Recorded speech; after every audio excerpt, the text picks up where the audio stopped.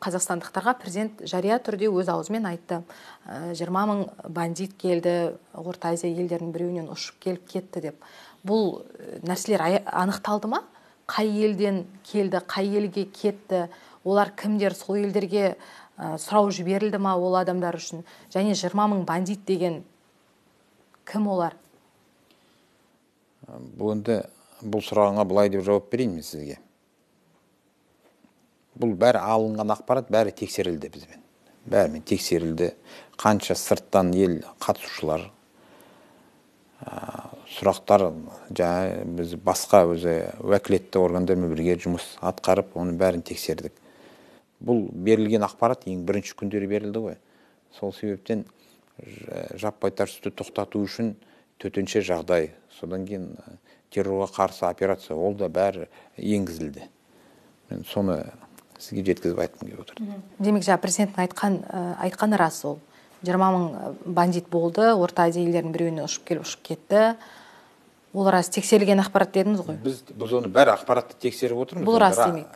Қай ел онда? Жоқ, мен тыңдаңызшы, мұқият тыңдаңыз. Мен сізге айтып отырмын, 20 мың қатысушылардың саны, мысалы, Алматы қаласы ғой негізге. Ол жерде өте көп болып кетті. Сол себептен кім қайдан келді, бастапқыда айтып, кейбір кезең жалған ақпарат деп мен айтып отырмын. Жалған ақпараттар көп болды деп отырмын. Президенттің айтқаны да сонда сол жалған ақпарат? Жоқ.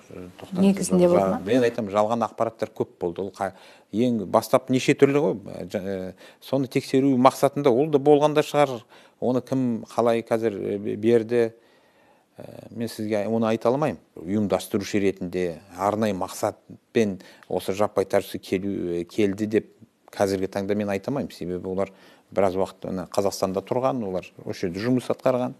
Содан кейін елігіп, жігіттерге қосылып, жаппай тәртіпке шығып, сонда қылмыстар жасап кеткен. Яғни арнайы бір қылмыстық топтар емес олар, шетелден келгендер. Қарапайым адамдар. Ондай емес. Мен жаңа бағана менің әріптесім де айтып жатыр, мен де толықтайтын. Бұл біздің тергеу барысында анықталған мән-жайларды сізге ғана айта аламын. Мен осы нақты қазір анықталғанды осыны айтып отырмын. Біраз уақыт Қазақстанда тұрып жатырды, жұмыс істеп жатқан, ал енді дайындалып осы жерге келеміз деген ондай фактілер анықталған жоқ. 20 мың бандиттер расталған жоқ демек, иә? Енді 20 мың бандиттер, мен айтып отырмын ғой, бастапқыда әртүрлі жалған ақпарат тағы да қайталап өтемін. Соның бәрін тексеру үшін де енді біз көріп отырсыз ғой, біз қандай үлкен Алматыда қатысушылардың саны ұлғайып кетті. Ана Орта Азия елінің біреуінен келіп кетті деген оларда анықталған жоқ демек, иә? Қазіргі таңда ондай ақпарат жоқ.